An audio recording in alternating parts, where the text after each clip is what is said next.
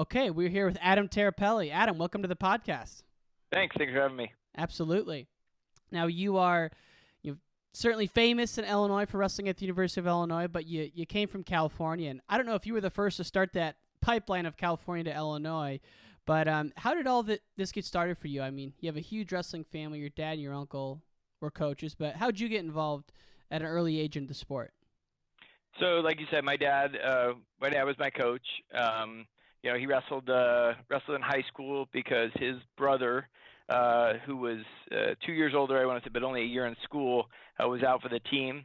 And so that's how my dad ended up going out for the team. And he was tiny. He weighed like 80 pounds and, had a lot of energy, was always getting in little trouble. So wrestling kept him busy and was able to use wrestling as sort of a springboard to continue on to junior college and then eventually college, and then came back and was a teacher, and somebody basically begged him to do the wrestling coaching job. He didn't want to do it, so he ended up doing it. And if you know my dad, he's very competitive. So if you're going to do it, you might as well do it right. And 35, 40 years later, he head coached all of us and continued coaching, and finally retired. I said he's down to about 90% of the effort he used to give now as a retired guy.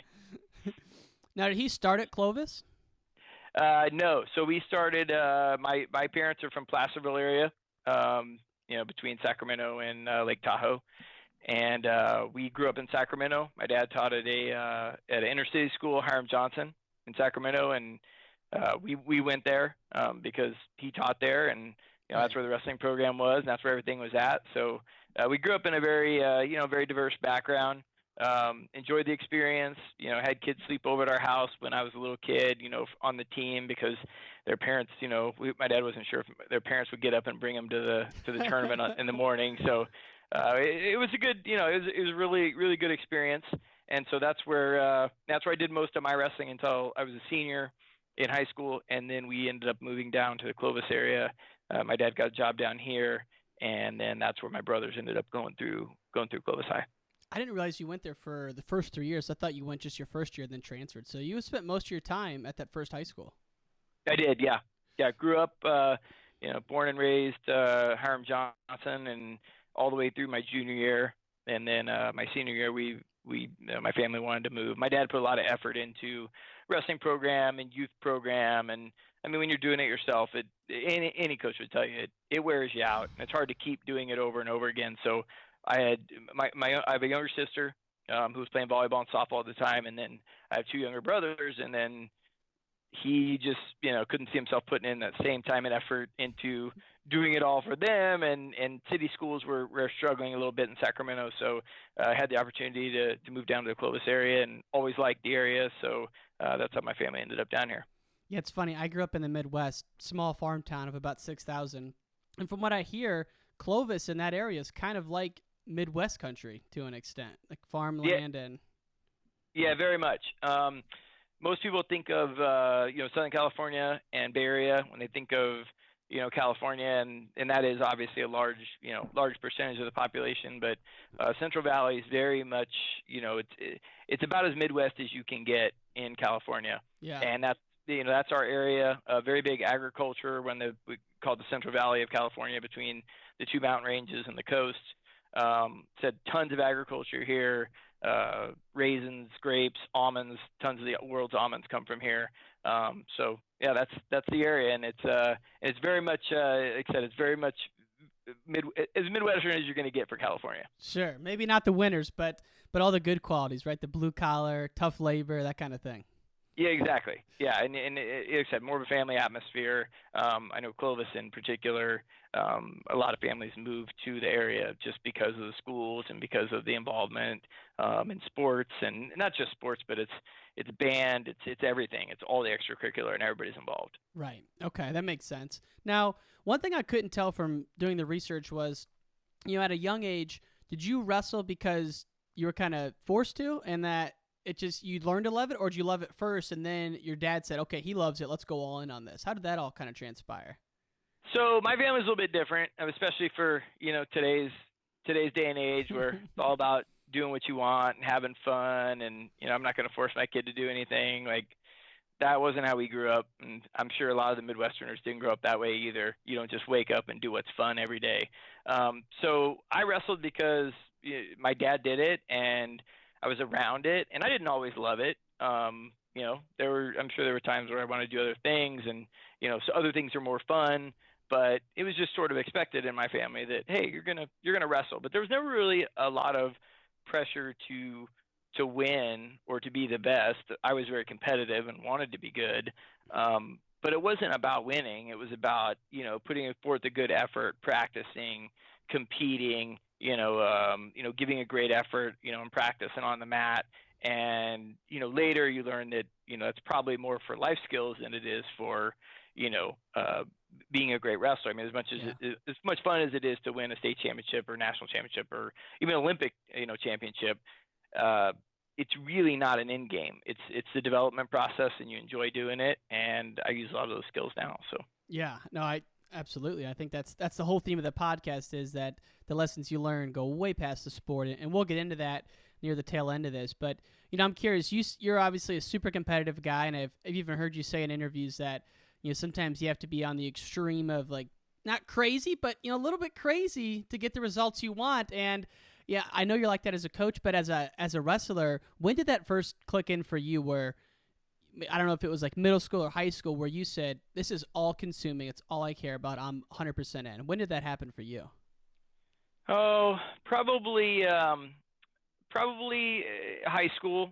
Started wanting to, had certain goals, and I mean, I think what you've heard me say is that a lot of the elite level athletes have a very obsessive compulsive type behavior to them. Almost, not quite like you see on a daytime talk show where maybe you got to touch the door handle 10 times or whatever, but it's very singularly focused. My wife would tell you that I'm very singularly focused. I get on something and like that's all I'm doing. So but that helps in sports because you have goals and you see it every day and it drives you, and it's all you think about because you're very singularly focused. You're not multitasking and doing all kinds of different things. So I would say high school though. Wanted to be a state champ. Just missed my sophomore year. Had a sort of countdown my whole junior year about hey, I'm going to win it this year, and everything kind of drove toward that. But every year you learn to work harder, and that last year maybe you weren't doing as much as you thought you could, and then you get into college and realize you really weren't doing anything. You could have been doing a whole lot more, and you aren't nearly as good as you thought you were. So every steps or every different level is a step, and the guys ended up being good. Have like I said, they're a little bit obsessed with their goals, and almost the other thing that's kind of funny. I mean, you could laugh about it. It's comical. Is that a lot of the guys who end up good are like, I don't know how to put it other than they're almost like so dumb that they can't accept that they're not that good. Like we had a bunch of guys that, I mean, they're just really not great wrestlers, but like they thought they were great. And so no matter how bad they got beat, like every day they'd come back the next day and be like, you got lucky. Like today's my day. And it's like, dude, you just got hammered yesterday. Like you got pinned 100 times. What are you talking about? But it's kind of that mindset that, they just have this fervent belief in themselves that, they're not going to get swayed by not having the success they want, getting beat in practice. So a lot of guys give up because, hey, they realize kind of, smartly how hard it is. And then you get these guys that end up being really, really great. And I don't think it was necessarily that they were any better, probably worse than some of the guys that gave up, but they just believed in themselves. And they just always thought that, man, you got lucky the last 100 days. Like day 101, like that's my day. Man, so it's kind of funny, but it's true. The power of self-belief is something that I don't think we as humans will ever fully understand, but someone like you who's been at the elite level as a competitor and now as a coach, I mean, just while we spend a few seconds here, I mean, do you think there are limits, right? Because you or I probably couldn't play in the NBA just because of physical limitations, but I mean, like, where do you think the limit is with self-belief and just how influential that can be on a given goal? Yeah, I mean, like I said, I've seen it work wonders. That the guys, like I said, who there are tons of talented guys who give up, along the way for any number of reasons. Some legit, some maybe not so legit.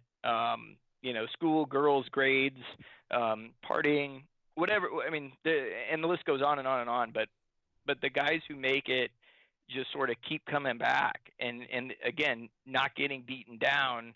I follow David Taylor on his social media, and obviously a lot of the other elite level guys. I mean, dude, all they talk about is, it's like they're brainwashing themselves, that they're the best. They believe in themselves so much. No one believes in me more than I believe in myself. And I think it pushes you to limits. I do believe in limits. I'm not a without limits guy. Like I said, I think we all have a range, a much larger range than we give ourselves credit for, right. As far as, what you can do in life.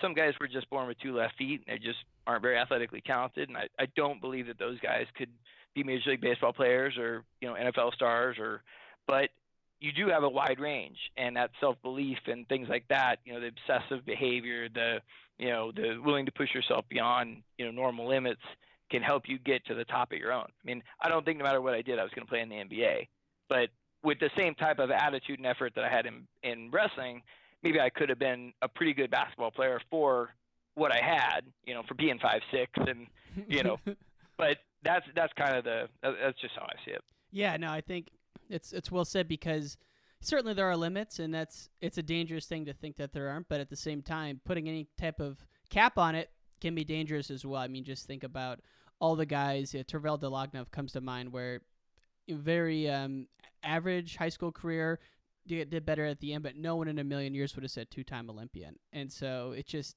those stories are countless in wrestling. We can all count a bunch of them on our hand. And speaking of limits, how much more did you have to give once you got around Mark Johnson and John Heffernan back in the day? Like, did you ever think that, like, your first month there and realize, holy crap, I was under-indexing by X% throughout high school? Or was it something you just didn't know how much further you could go? I think you just don't know. If you if you ask someone if they're working hard, like, no matter who it is at what age, they'll say yeah, because they just don't really know how much harder they could work. I mean, you always think you're working hard, right? It's like, are you a good driver? Everybody says I'm a good driver. Well, I'm at least better than average. Well, if everybody's better than average, then that doesn't make any sense, because there's got to be an average, right? So you always think that you're working hard until the next year, the next level, and you find out, man, I could have been doing so much more. Like, I really wasn't working that hard. But that's part of the process. I mean, it's hard to go from, a regular 10-year-old to, college level training. I mean, that's why everything's a process. So yeah, when I got to Illinois, everything was just that much more intense. I think a lot of it was people you're around. Everybody there wanted to be successful, had goals. I mean, it's not a high school program where you got a couple guys who are into it, and some not so into it, and some aren't sure really why they're there. Mm-hmm. I mean, everybody had goals and wanted to be successful, and I think that's part of what makes the college experience so tough. But it is a rapid or a massive change from high school, and why so many guys don't make it. Well, especially back then when you didn't have this youth academy scene that we have now, it was truly a huge difference. Did you go through any moments your first, and I know you went to Stanford first, so you had a year under your belt there, but did you go through any moments when you got to Illinois where you're kind of alone by yourself, questioning yourself? I mean, talk to us about that if you did. Sure. Yeah, absolutely. I mean, so I'll give you my story that I told at the high school this year. I was asked to speak to the graduating seniors moving on to college in all sports, not just wrestling. And this is a story that I tell because I want them to know how much more difficult it's going to be at the next level. And if you want to have success, you got to be willing to push through these type of things. So the first college match I'd ever seen, I was a junior in high school.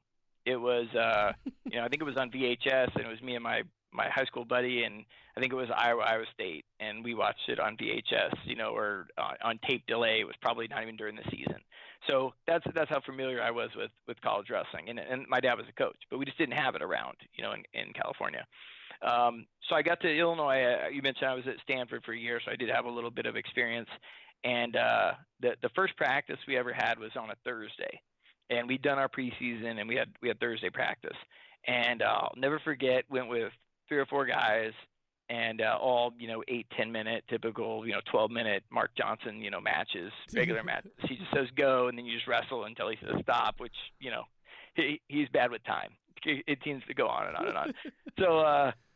So I didn't get a takedown. Didn't score a point. Literally didn't score the entire Thursday. And this is my second year. Like, I'm thinking I'm going to start for the team and want to be an All-American this year. And so I was, of course, distraught. Like, man, I didn't score. But kind of like I said earlier, I was a little bit one of those guys. Like, hey, he's got lucky. Like, it was just my first day. Like, tomorrow I'm gonna be ready. So we get to practice on Friday. Didn't score again. Did the same thing. Couple of partners. Didn't score. I mean, you're talking like this is like 25, 30 minutes of wrestling, right? And you can't get a takedown. You can't score a point. And so I'll never forget, we came down to the locker, and like I said, this is the story I told. We came down to our lockers, and we had our name tags. They had made up our name tags, and Tirapelle and Lockhart and all the guys were on the team. And I looked at that thing, and I just put it in the locker, shut the door. And I wasn't trying to make this big thing. It was just like, I mean, I remember being so disappointed. I looked at the name tag, and I'm like, I'm not putting that up. Like, we got one more practice in the morning. We had Saturday morning practice, and that was going to be the last practice of the week, kind of the first week to get 3 hard days in. And I said, if I don't score tomorrow, like, it's not going up. I'll put this up when I can actually score a point. I'm not even really part of the team. So I put it in my locker, came in Saturday, didn't score. Didn't score on Saturday. What? We're talking not a takedown, nothing, even on like the C-string guys? Nothing. Couldn't do anything.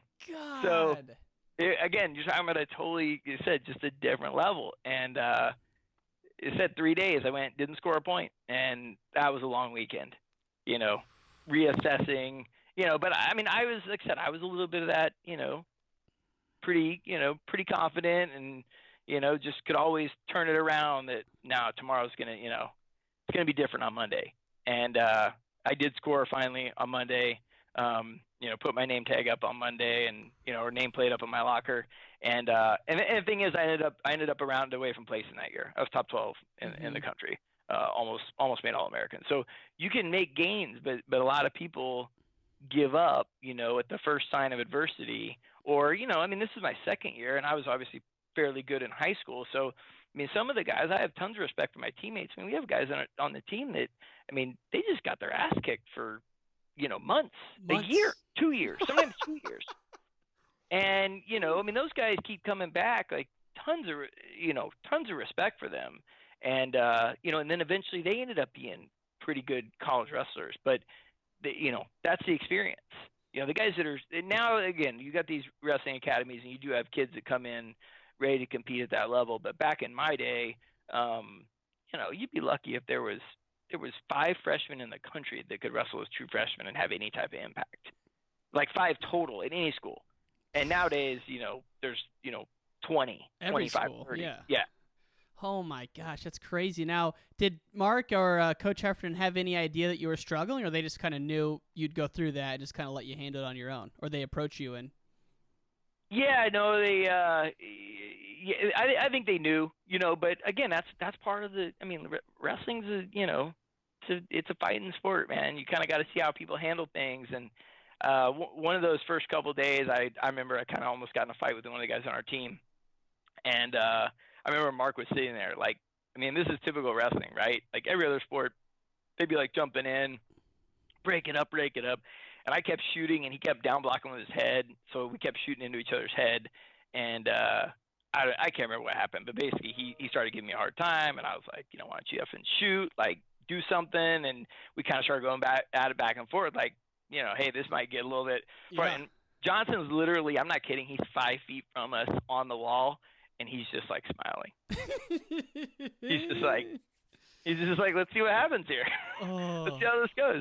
But I mean, that's college wrestling. That's Division I wrestling. And, we kind of like, I mean, we were pissed, but kind of just settled down and then freaking started wrestling again. I mean, that's what it's like in those rooms. But I remember he was standing right there and he was just like, kind of see how this goes. Man. Now, a lot of people don't know that Illinois, before Mark Johnson got there, was absolutely in oblivion to college wrestling. Like, they were pretty low on the radar, and Mark had actually gone out to Oregon State, I believe, first, Yep. where Gutches was at, and he brought that team, really high up quickly. They actually got second in the country the year he left, or the year after he left. Of course, he had been with Gable for all those years during that amazing run. What do you, and now you're a coach yourself, one of the best coaches in the country, but what do you think back to, Coach Johnson and, what he was able to do to Illinois and to you guys? I mean, your senior year, you had finals. That's unheard of for Illinois wrestling before, or even now, unfortunately. But, like, what do you think, what was it about Coach Johnson in terms of his leadership or his coaching that really got guys bought in and excited about the program? I think you said it. I think his leadership. Mm-hmm.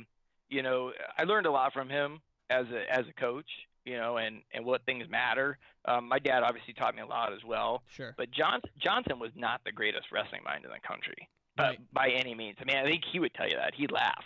We used to laugh and say that, the only thing he could do was front headlock and squeeze and choke you out, or double underhooks. I mean, obviously he was a better wrestler than that, but like, we would kind of laugh at it. But he was a great leader, very charismatic.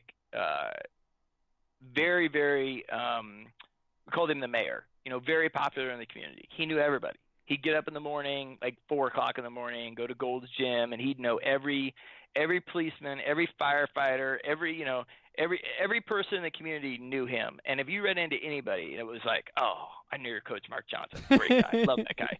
I mean, that's just the general, the entire town of Champaign, and really the entire, state of Illinois at that time, because we were, doing really well. And obviously he had big presence in Chicagoland suburbs and everything. But, man, he just knew everybody. And he treated everybody well, treated everybody with respect. My family always did this too, but I tell people about how Johnson always treated our equipment guys with respect. He would treat the AD and the equipment guys the same way. You know what I mean? It's not like, hey, this person's really important, I'm going to be nice to them. Oh, this person, is a janitor, they're not important. Like, everybody was important. They were all part of the process. So, our equipment guys loved us.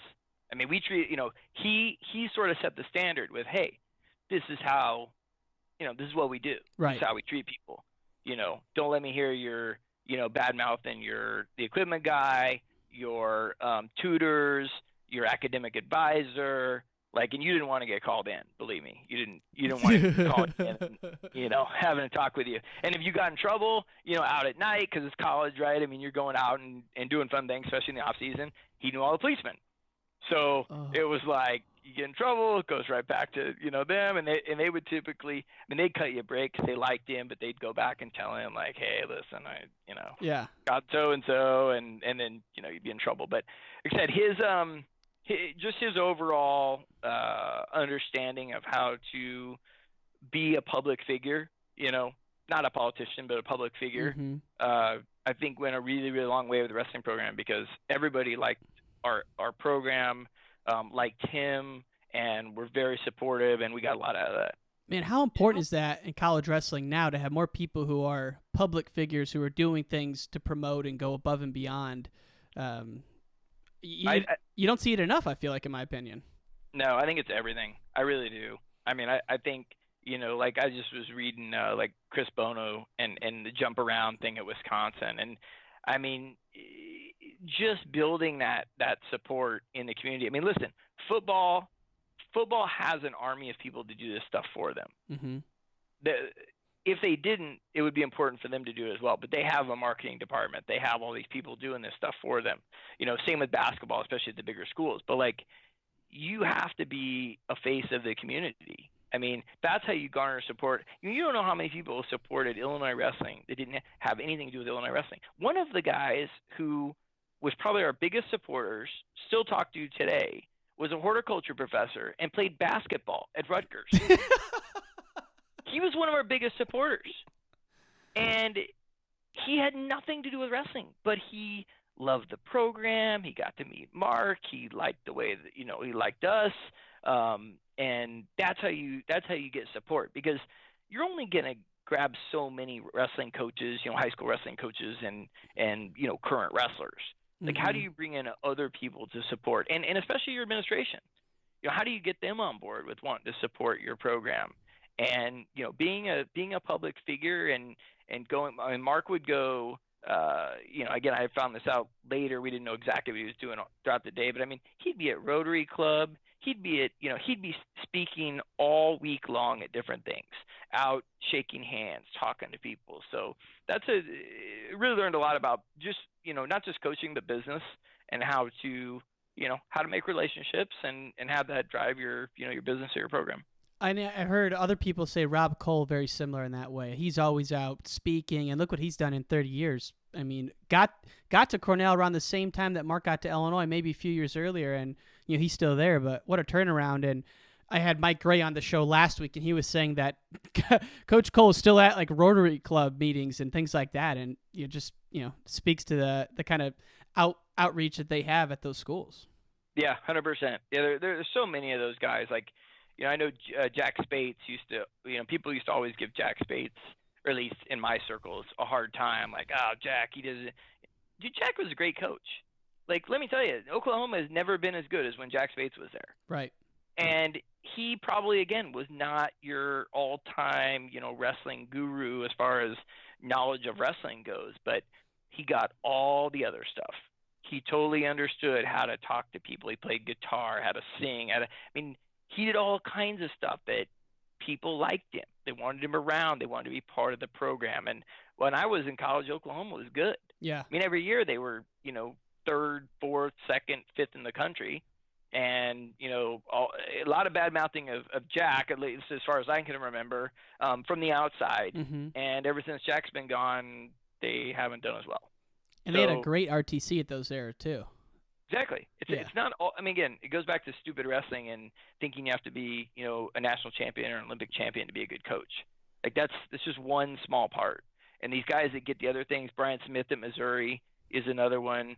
Pat Papalozio has obviously done probably one of the best jobs I've ever seen in such a short amount of time. Mm-hmm. Jay Robinson, and the empire he built, again with his camps, but also Jay was very, he's a forward thinker. Willing to talk to people, willing to do things. Not quite the politician that some of these other guys were, but in a different way. Putting the mat up on the big stage, bringing out the belts. I remember during your era when you were battling Lawrence, Iowa and Minnesota had some epic battles during that time as well, just because of the the history with J-Rob and Gable and Iowa, and it all kind of tied together. Now, one thing I did want to hit on is, you talk about the support that Mark Johnson was able to build at Illinois. I don't think any one event kind of showcase that more than the Iowa duel. And, I can't believe actually that you guys beat Iowa during this time. I thought it came later, but, take us into that duel. What grade are you in, and kind of what's the rankings of the team, and what's the scene there for everyone? Boy, I'm not going to remember all of it, but basically I think we hadn't beat them in 43 years or some, and we'd mostly got stomped every time we wrestled them. And Iowa was, they're coming back now, and they've always been good, but they were at the top then. Iowa, and then Minnesota was just shortly on the, right after that.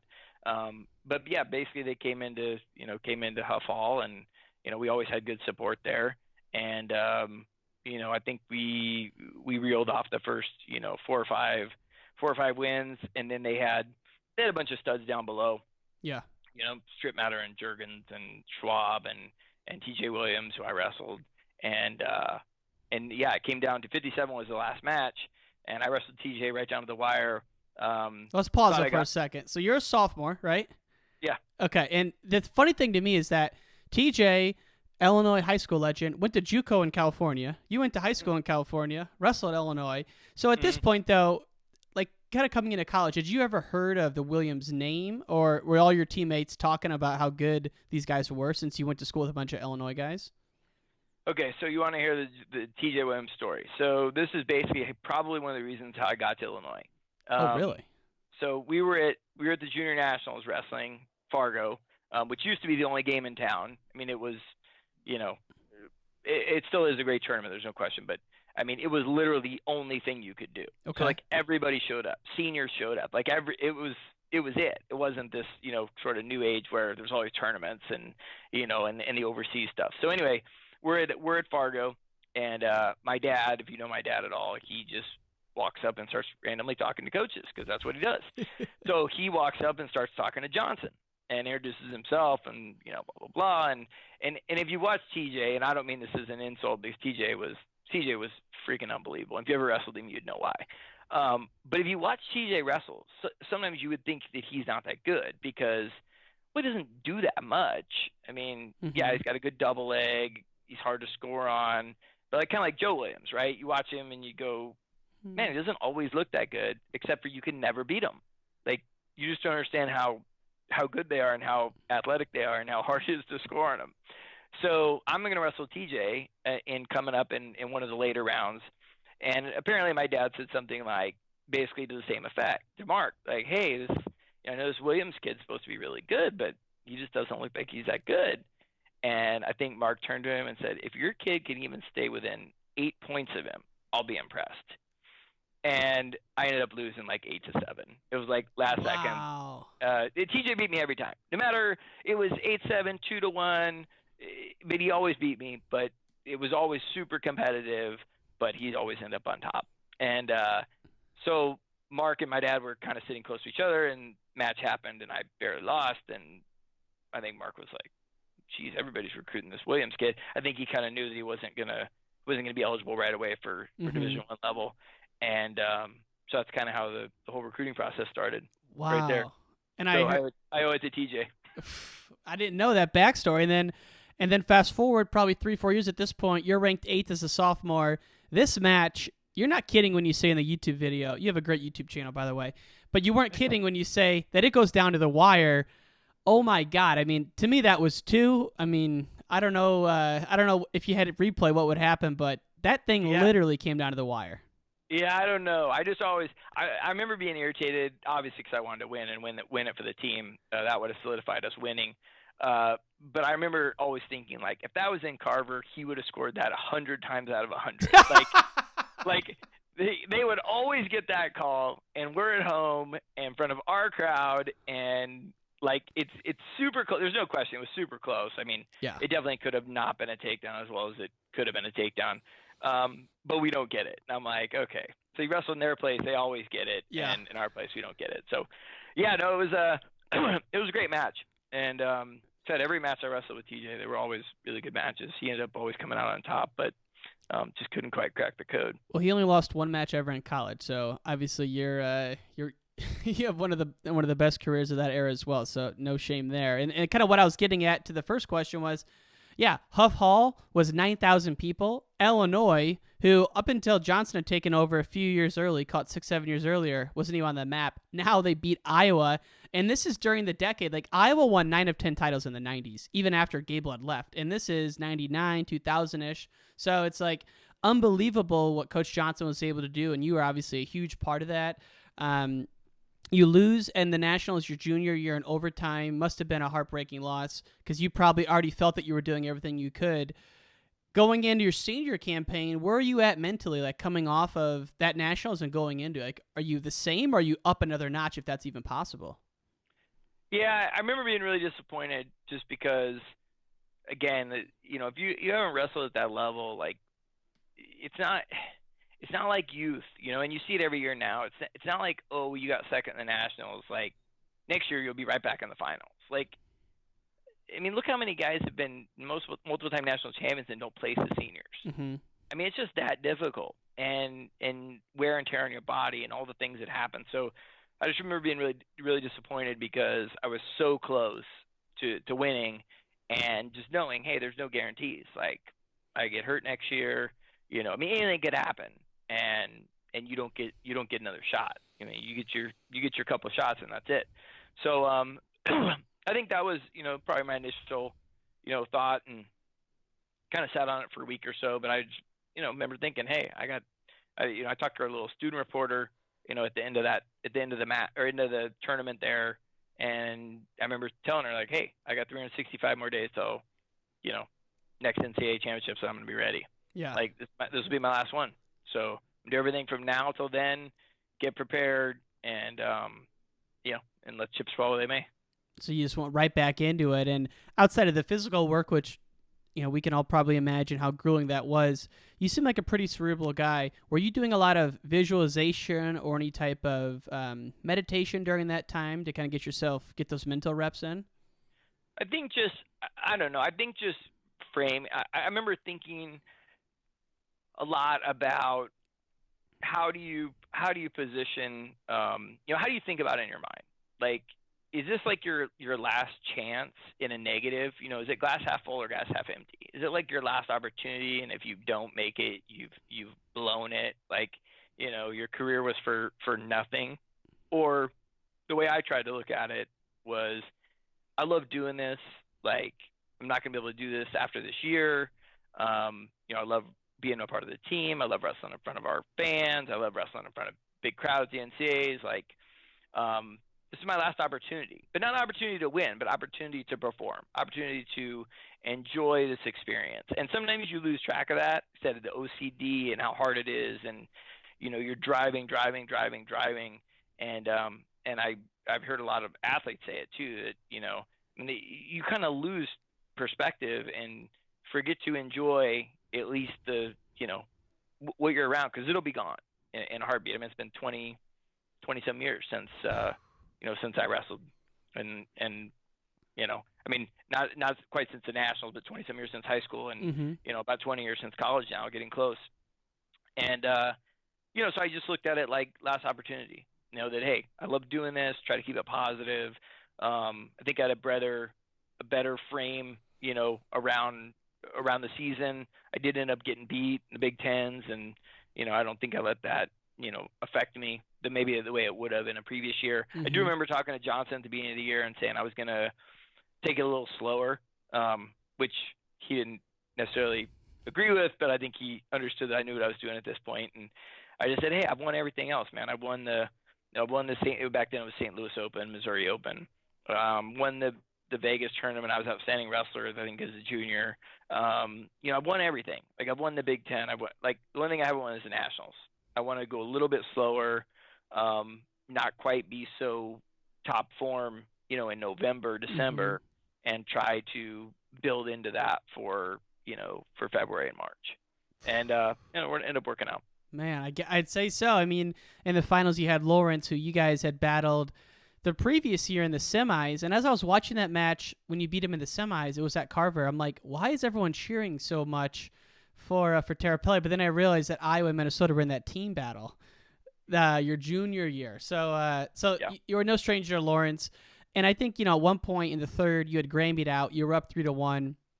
You must have known that it wasn't all but over, but you were in the driver's seat.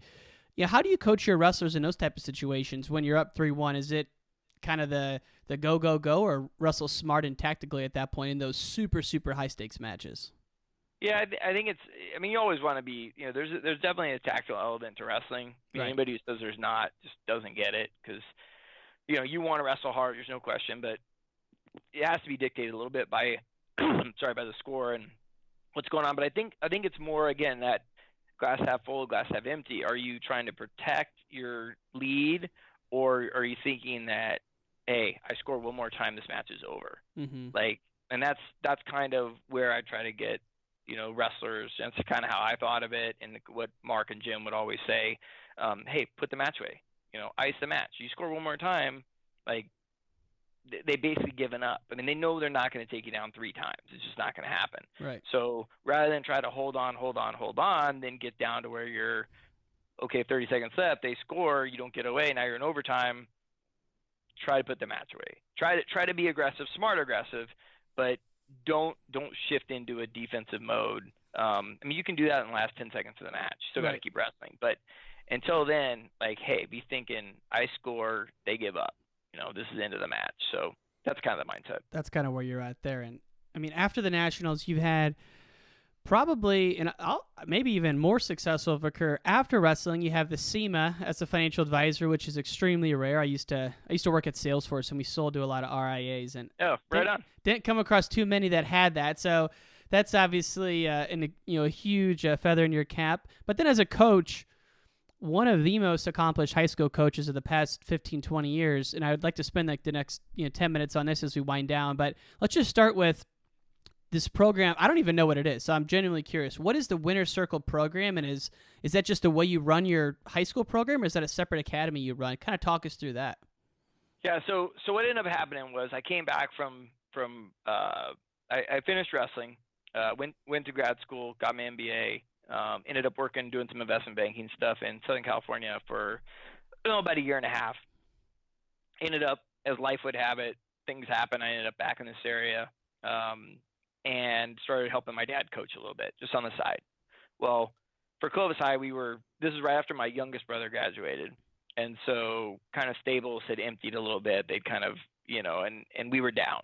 I mean, we were just not as good. Now, imagine where I'm coming from at a wrestling level and a competition level, now back to high school. No matter how good you are, it's still a massive difference.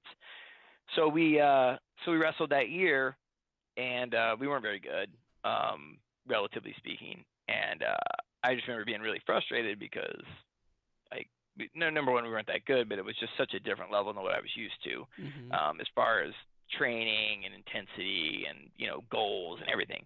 So after the season, I was like, I basically was like, I don't give a shit. Like, we're gonna do something that, this is what it takes to be successful at this sport. Like, I'll show you what it takes, but this is what it's going to be. So I ended up calling it the Winner's Circle. It was basically just taking that college level training and sort of modifying it a little bit for the high school level, but also having an expectation around it that, hey, if you're going to do this, like if I'm going to do it with you, you're going to do it and you're going to buy in. Like, and it was one of the things I learned about high school kids, and it taught me a lot about coaching, is that they don't always want to do stuff, but more than that, they definitely don't want to be told they can't do stuff. So one of the things with the Winner's Circle was you had to be there beginning 70% of the time. So like it was off season. Now again, this isn't Division I wrestling. This is high school. So right. It was off season, and we would have weightlifting, Monday, Wednesday, Friday, and we'd wrestle Tuesday, Thursday.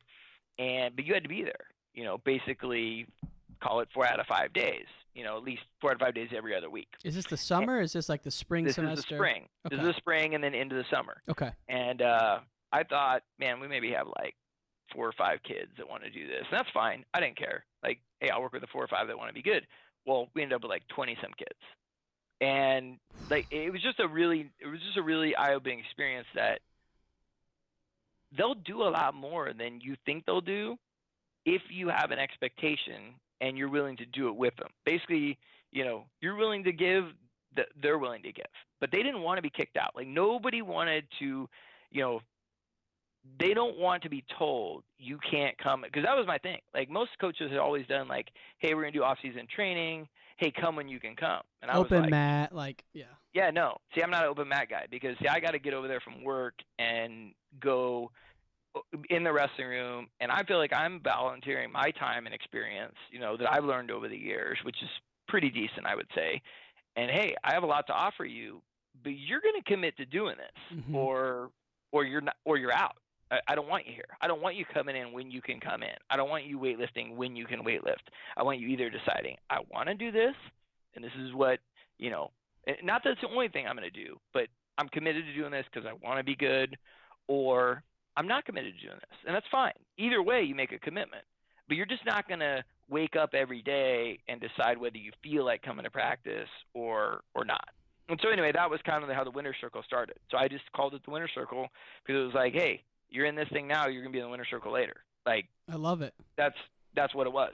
And kind of took on a life of its own. I mean, amazing how these things like sort of morph. That was my idea, that I was just going to work with kids who wanted to do it. And years later, I mean, we have 50 kids. I mean, we got kids that are on campus that like beg to get in the Winner's Circle. I'm like, who are you? Do you even wrestle? No, I just want to get in the Winner's Circle. It's like, no, you can't get in the Winner's Circle. You don't wrestle. Jeez. But it just became like this thing where everybody wanted to be in it because, we did. I mean, I basically took the college lifting program that we had, which one of the things we were really, really known for at Illinois. We had great lifting. Johnson was a weightlifting guy. We had great strength training. And so I basically took our program and I would talk to our strength coach and go, hey, this is what I'm going to do. Like, I got to modify a few of these things. We don't have all the equipment that obviously a university has, but here's what it is. And I mean, it's legit. And I know my brother does it with Buchanan now. Same program. He went to Illinois, same program. And so, I mean, most guys think they, even our football team, go in, do a couple sets of bench, couple sets of squats, maybe a few cleans, and that's a workout. Like, that's a warm up. Like our weight training when I was there was an hour and a half. I mean, an hour and a half hard. Yeah. Like, I mean, you're shot when you're done. And so that's basically what we tried to bring to the high school level. That, hey, this is what it's about. Like, you want to lift weights? This is a weight training program. You want to go over to GB3 and screw around? We got George Brown's. You want to go over to the gym and screw around, or you want to go through a circuit? By all means, go for it. But you're not going to get what you need. And so, would you do that in the afternoon or in the morning for the off-season program? We did afternoon. We did after school. We even did it late, so because we wanted kids to be able to do their track or baseball or whatever else they had. Like, it wasn't about give up everything you do in life and just wrestle. It was about, if you want to be good at wrestling, I've been good at wrestling. I know what it takes to be good at wrestling. This is what it takes to be good at wrestling. So if you want to be good, we'll offer it to you, and you can still do other things too. Still do your spring football, or because most kids obviously are doing more than one thing.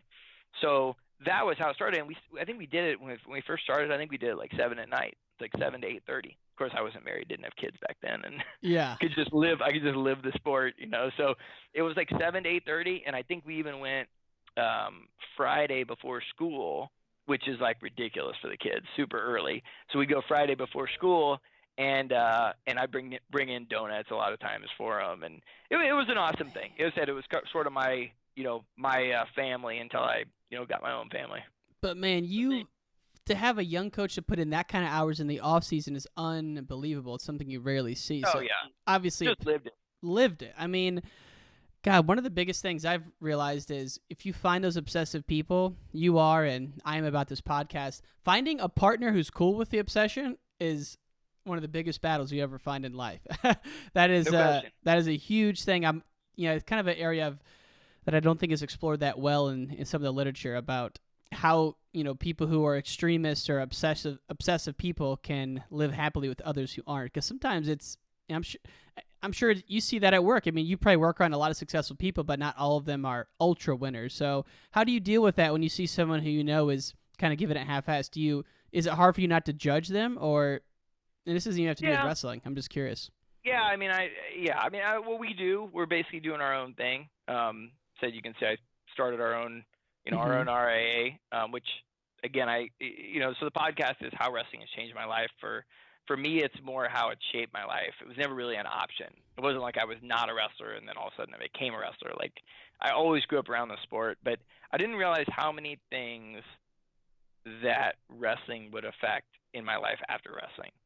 And I mean, everything I have. I mean, it's literally the old, Kevin Bacon, like 6 degrees of separation. You can always tie it back to wrestling. Like the clients I have, how I come in contact with them, to, doing this business. I mean, so my business partner's right across the way here, and literally we started working together. So we were both at Merrill Lynch. I was brand new. He's a couple years older than me, so we're both fairly young. And he liked MMA. And we weren't doing anything together. We were just in the same office, and just came up one day. I happened to mention, I know some of those guys, and he's like, oh, how do you know them? And I was like, well, I wrestled in college. Like, it was Josh Koscheck and some of the originals that were that were doing the MMA fighting. I'm like, Gray Maynard. I'm like, yeah, I wrestled with those guys. Like, I know them really well. And so we started talking. Invited him to come to our Clovis Buchanan match, just because I said, hey, this is an MMA, but you'll see kind of where these guys come from, how this whole thing develops, and this is how they get into the fighting later, because this is basically fighting without the punching. And so if you know Chris, he'll try anything. So he basically says, I'll come. So he showed up, freaking really liked it, started showing up more. We started doing business together.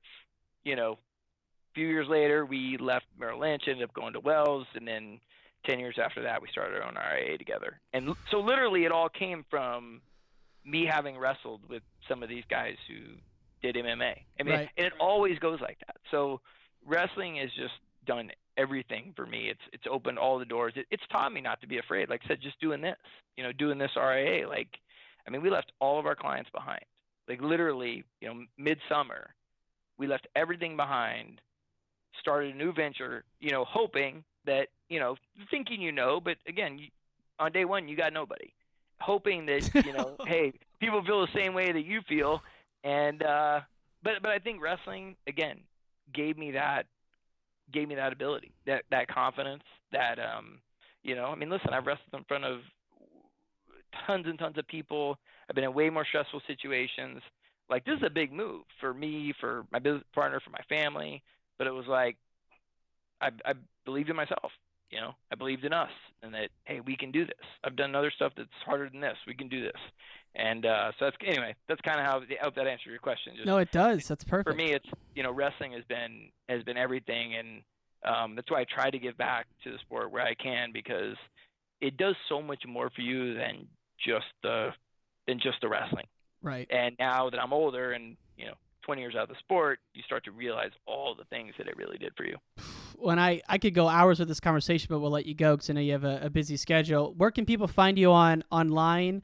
And if there are some folks who are potential clients of a wealth manager, how can they find you and your firm? That kind of thing. Yeah. So we started our own firm. It's Strong Valley Wealth and Pension. It's simple. StrongValley.com. If you want to look me up there, you can. It doesn't have to be just for wealth management. I'm happy to talk wrestling with people, as you can see by social media. I'm always excited to get on. Love your Twitter. Well, I like to talk about things that are bigger than, to me, big parts of the sport. Like we talked a little bit about the youth development and things like that. And it's just changed so much, and sport's always evolving and changing, and you just have to be willing to change with it. That's a big debate. I know people go back and forth on it, and I'm not against youth wrestling by any means. I think it's, wrestling is great for kids. It's driven a lot more by adults now than it used to be. And it's driven a lot more by trinkets and awards and winning and losing than it used to be. I mean, sports has always been about competition, but when it just becomes about winning, then you lose some of the what you're gaining from the sport. And I think that's what drives the kids out more, is that not that they don't love wrestling, but like the pressure to, be successful or win this award or get to this weight class, and, it ends up becoming a negative instead of a positive. And I want to see as many people stay with it as possible. Those parents need those Tulsa trophies, though, man. Let's sympathize with the parents. No, I'm kidding. They're freaking nut jobs. It's, you know what? And the thing is, I'm sure there's some good people there. But I've seen it. So my kid plays baseball too, and starting to play at a higher level, and you see it, like, no matter what level you're at, there's always a higher level, and there's always somebody willing to take it to that next level. And well, if you're in rec ball, then you could play all stars, and if you're in all stars, you can play travel ball. Well, if you're in travel ball, you can play elite travel ball, and then you can play all year round and not do anything else. And then it's crazy, and the parents, they're afraid. If you don't know any better, see, wrestling, I know better, so I'm not concerned about it. Like, my kid's not the greatest wrestler; he's a fourth grader. But he'll be all right, and he's going to figure it out, and things will happen. But I know it's a long process, where the parents who don't know, like, they're just afraid they're falling behind. So it's just this constant, need to keep up with the Joneses, and next thing you know, your kid's only doing baseball. He's doing it 5 days a week. He plays 8. I mean, it's warm out here. I mean, people start baseball out here in beginning of February, and they go into December. That's the travel ball season. For 8-year-olds? Season for, oh, yeah. 8, 9, 10, yeah. Oh, man. But it's similar to what you're saying with the wrestling, and hey, there's a lot of good things to come out of Tulsa and wrestling against higher level kids, but you've seen the other side of it, and then keeping up with those people and not feeling like you're falling behind. You need more matches, you need more mat time, and you need more training, and it sort of devolves into into a side path. Yeah, I can imagine, because when you talk to someone who's been a winner at the highest level, they're never the parents that are crazy like that. I think across all sports, you usually see that parents who played collegiately or played professionally, they're never that crazy parent. At least in my experience, I've rarely seen that. So it's good to have people like you working with our kids. And last question for you is, when is the big duel with Buchanan? that we can all tune Oh into? man, I think we're February 6th this year. So this is how me and my brother work. So they changed up our league schedule this year, and literally we didn't know about it. And the date they wanted us to wrestle ended up being like right after the Doc B, and right after Doc B, they go out of state, and then that week we're supposed to wrestle, and then we go out of state, and we were both just like, this isn't gonna work. It wasn't good for them. It wasn't good for us. And again, the way we built this thing is, we want it to be a great experience. Like, we don't want one team shorthanded or the other team shorthanded. Like, the whole idea is to put on a good show and show the area what kind of wrestling we have here. And so anyway, so we ended up agreeing to move it to a later date. So we're gonna do it, I think, February 6th this year. February 6th. It's on Flow? Yeah, I think it's on Flow. Perfect. Well, that's exciting. Well, Coach, thank you so much for your time. I really enjoy it. The hour flew by. Would love to have you back on at some point to talk about coaching and that whole umbrella, which we didn't get to. So thank you for your time and have a great day, sir. No problem. Thanks. Bye-bye.